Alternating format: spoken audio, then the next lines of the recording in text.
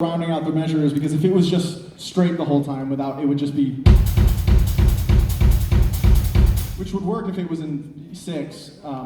but so just adding that extra kind of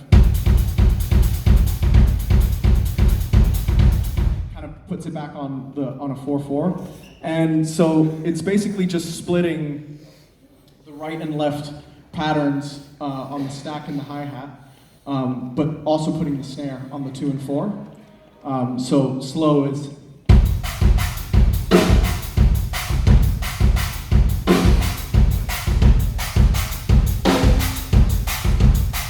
but fast all of a sudden. So it adds like a cool thing, but that fills, even when I did for the 5th, the part that goes, that is also just, but it's leading with the right hand, but it's essentially the same thing. You know, just alternating, and you can just do that all around the kit, and either just do it on the snare,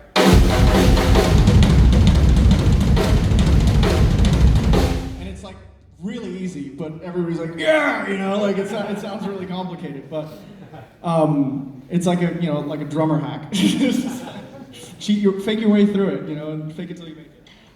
But yeah, so, but that again is just based on, I kind of do a little bit of the same sometimes with rudiments, where I'll, you know, take a pattern and then just spread it around the kit and kind of hear what different voices sound like, and you know, if you can kind of have a backbeat. And even experimenting, there's a song, excuse me, there's a Better Stranger song that we have that,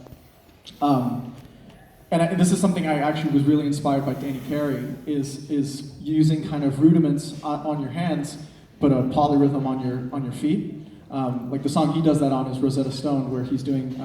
these Swiss triplets while keeping like a 5/4 on the kick, but also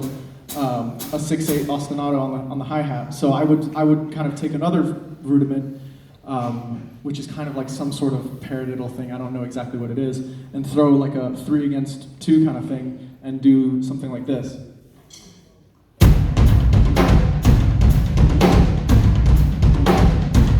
Which is like, essentially that Danny Carey song is.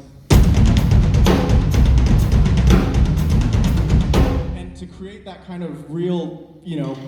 push and pull to me was something that, you know, was something when I was 12 years old, I wouldn't have understood when my drum teacher was making me do rudiments and polyrhythms, but now as I'm like, thank God I was kind of learning that. So I think it's just, it opens up like endless opportunities. Another one that's super inspirational in that way is Mario from Gojira, where he does a lot of that too, and it just completely, you know, on the kick, on whatever, it just expands any creativity that you can do that makes it maybe more interesting and fun than just playing a straight ahead beat, which is okay too though sometimes. Any other